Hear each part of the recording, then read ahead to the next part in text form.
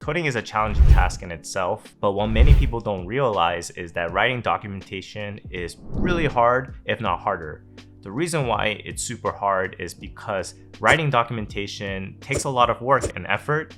It becomes quickly obsolete, and most developers, they just want to keep building and writing code. I was in a meeting with my team and we were recapping our last year. And one of the big questions we asked was, how do we become a better team? A lot of the new developers that joined our team midway through the year expressed that it was really hard for them to onboard quickly. And the biggest reason why it was hard for them to onboard quickly was because of, you guessed it, lack of documentation. You would hear things like, I wish I had more context outside of just the README file. I wish there was more documents related to how this application works. I wish there was more documentation on how things are connected across different types of repositories.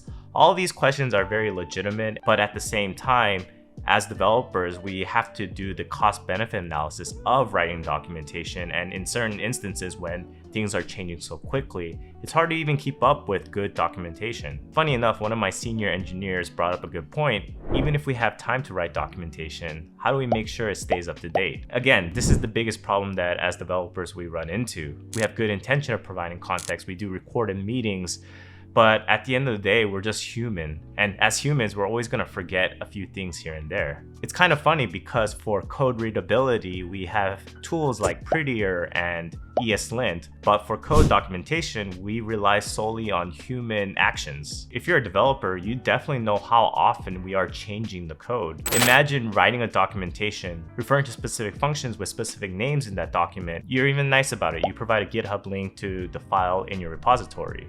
But unsurprisingly, another developer comes into your code base, makes changes on that function, and then all of a sudden, what you wrote a couple months ago is no longer relevant. What if it takes new arguments? What if it returns a different type? This is chaos waiting to happen. And in this scenario, to make sure your documentation stays up to date, you have to actively be aware of code changes on this specific file. And realistically, that is impossible to do because we're all busy, you're working on a new feature. There really is no clear-cut way to systematically make sure that your documentation is up to date. There are some resources out there like JS Docs that can convert your comments into some type of documentation structure, but in my opinion, just adding documentations about specific functions doesn't really tell the whole story of what your application does. And in some ways, we need to know that information because we are people before we are developers.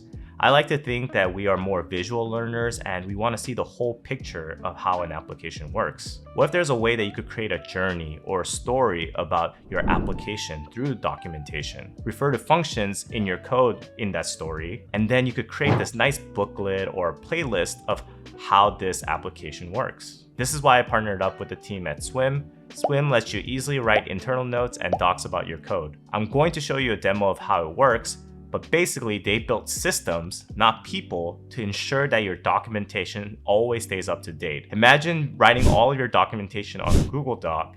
You're able to refer to code snippets in your repository, and anytime someone makes a code change, it's part of the pull request to make sure that you acknowledge that, hey, these 3 documents refer to that specific line of code that you changed. Do you want to acknowledge these changes? Do you want to make changes to these documents to reflect the new changes? All of these things is pretty proprietary within Swimm, but as a user, I don't really need to know about that. I just need to know that it works, and it works pretty effectively. So without further ado, let's just look at the demo and then I'll get back to you and just give you my final thoughts. See ya. The first thing I want to show you is their landing page. Go to swimm.io if you're interested in their product. The header reads, "Move knowledge fast, develop faster.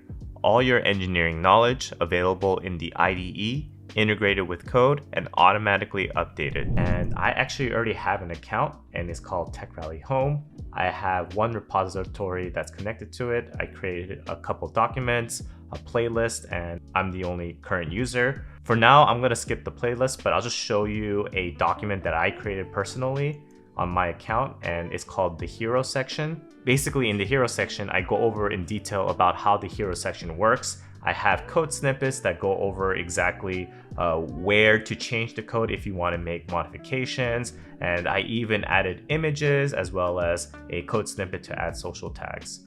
So what's really cool about this is that you could obviously make modifications. Rather than editing this file and showing you that way, I just want to create a completely new document, and I want to do a new document attacking a different part of the section. And if you're wondering how this integrates with your GitHub repository, Swimm is going to create a SWM folder inside of your GitHub, and all of these will live as .md files. And so you could see the hero section here. And what's really cool about this is that depending on what your preference is, you could either use the Swimm application or you could look at it directly on the GitHub repository. So what I'm going to do next is create a new document, show you how to add code snippets, and basically create a journey for new developers to understand how certain things work in my application. And in this case, it's my portfolio course. So the section that we're going to write documentation on is our skills section. And in here, I'm just going to give a rundown of how the section should be split up, what text you should replace, and how to link out your resume in a documentation format. So this is what it looks like. And on the right-hand side, you can kind of see the skills section here. So generally, when you're writing documentation, you would copy and then paste it into your documentation directly from the code. But we can do it a little bit different using Swimm. I'm going to go full screen mode and show you how it works. So I'm going to click the create button and I'm going to generate a blank doc. Here I'm going to write skills section, information, and I'll just write introduction. This is where we will write out your coding skills and relevant information. So the first part of the application says these are technologies I use on a day-to-day basis. So we can go /code rather than copying and pasting and then press enter. And what's awesome about this is that once you hook up a repository with Swimm, it's fully integrated where you can see all your files, all your relevant information. So here I could just click on the index.html, scroll down, and find the skills section. And here you'll see these are the technologies I use on a daily basis. So I could just copy this section here, add, and then we can write a little bit of information about this. So I recommend, and I can't spell recommend correctly, I recommend that you update the information in the p tag to whatever makes sense for you. Also, please don't forget to update the href to your resume instead of mine. Cool, let's keep continuing. I'm just going to talk about the HTML section. So if HTML is not relevant for you, then I would probably add that in the documentation itself. So I'll write code. Maybe take this and then add it.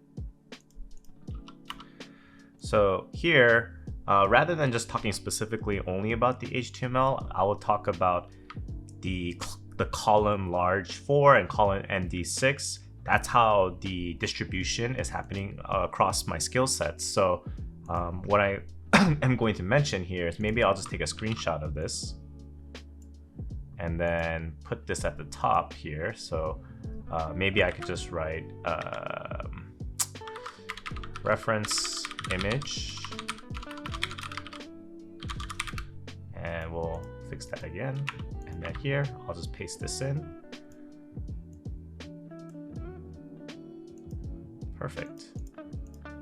Awesome. And then here, we'll just say to get the 3x3 feel of the application in full screen mode, you need to make sure to include the class name call LG4.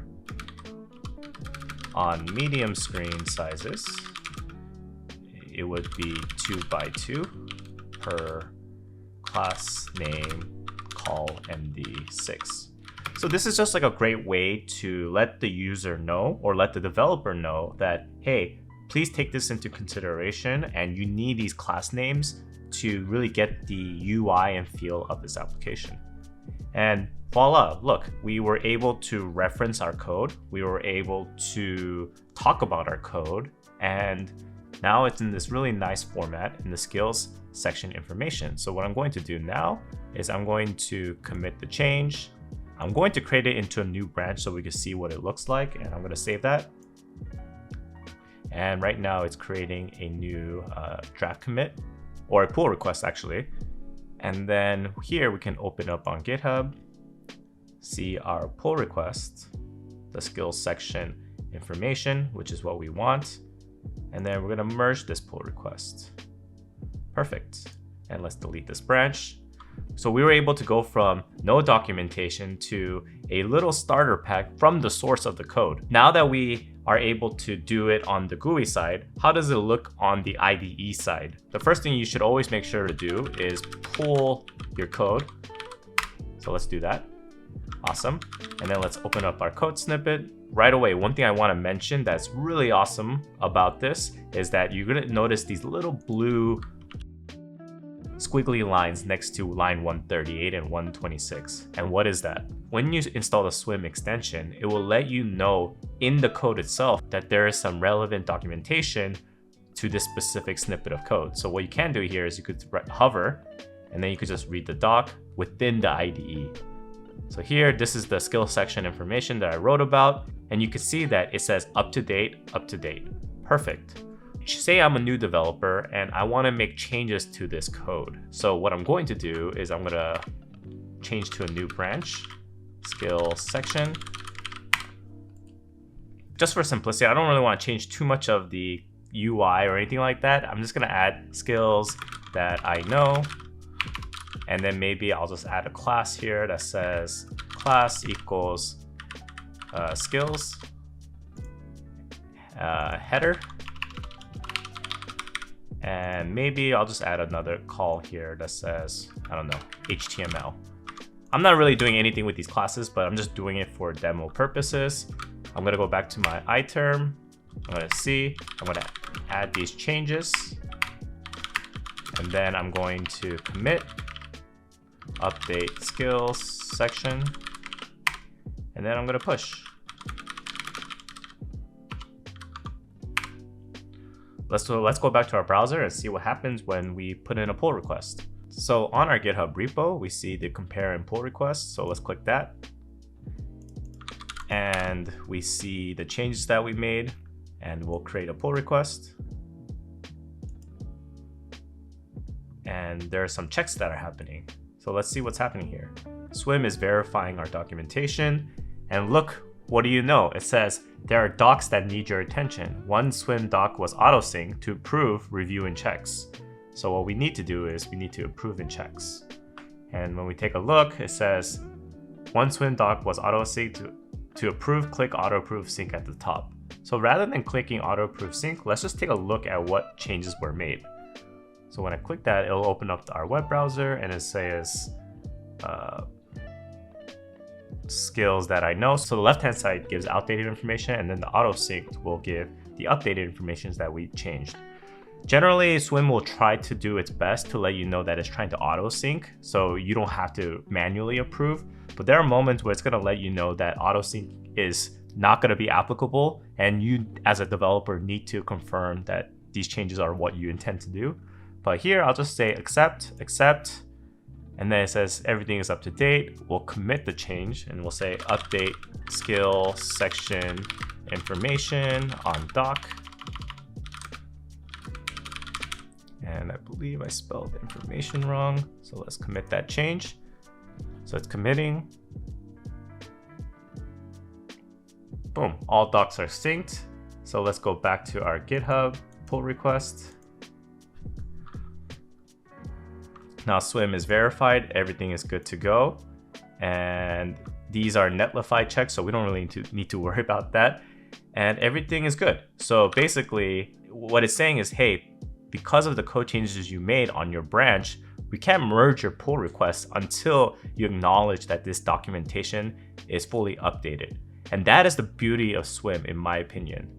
So that's the demo of the application. I don't really do too many sponsors, let alone a dedicated video, unless I personally feel like this is something that can be really beneficial for your team. And I personally believe that this is a game changer because A lot of times when you're dealing with documentation, you deal with people, and people aren't really good at keeping up to date, right? I don't even remember what I did 2 days ago, and I was in London, which I will create more videos about.